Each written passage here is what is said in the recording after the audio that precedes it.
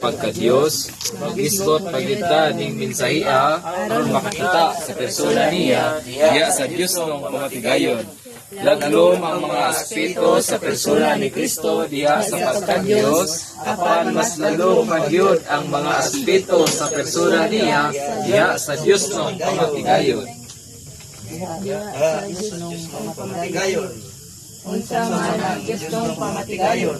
Kini ang pagdumala sa panimalay sa Dios, ang pagpahaluna sa administrasyon sa panimalay sa Dios, ang Dios ng pagpaambit. Makita nato sa unang Timoteo 1:4 ang administrasyon sa panimalay sa Dios nga mao ang pagpaambit sa iyang kaugalingon sa iyang mga anak aron makabaton siyag panimalay ang iglesia nga magpalayag niya. Ang pulong economy o pamatigayon mao ang in English sa